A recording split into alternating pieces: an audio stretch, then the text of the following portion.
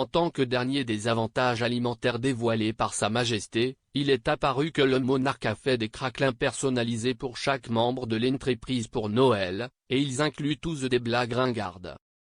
S'adressant au magazine Saga, l'expert royal et auteur Phil Dampier a déclaré: « Les membres de la famille royale ont leurs propres crackers sur mesure, avec des couronnes en or ou en argent.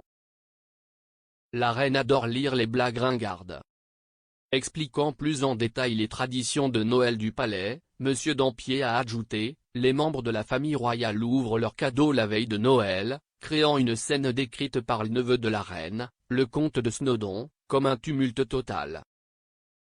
Les adultes échangent des cadeaux de blagues bon marché, le prince Harry ayant une fois donné à la reine un bonnet de douche avec Ain't Life AB imprimé dessus.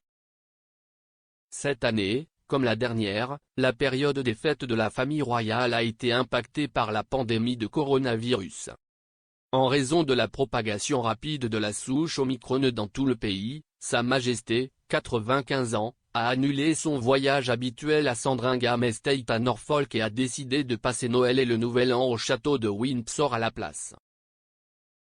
Alors que le médecin-chef du Royaume-Uni, Chris Whitty, a exhorté le public à réduire ses plans et à donner la priorité à ces choses, et seulement ces choses, qui comptent vraiment pour eux, a déclaré à Reuters une source de Buckingham Palace: « La décision est de précaution car elle est considérée comme mettant en danger les préparatifs de Noël de trop de gens s'ils se déroulaient.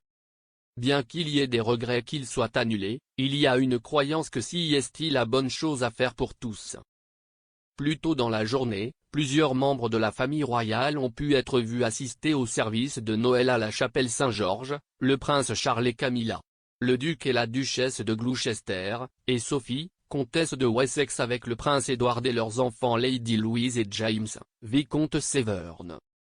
Sa Majesté, cependant, n'était pas là.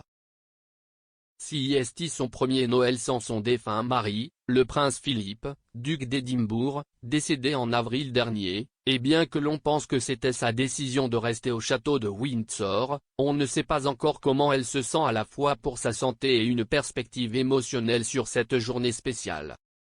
Au cours des 3 dernières décennies, des proches du monarque se sont rendus à Sandringham la veille de Noël et ont célébré avec elle. Le matin de Noël, tous les invités marchaient du domaine à l'église Sainte-Marie-Madeleine pendant que la reine y serait conduite.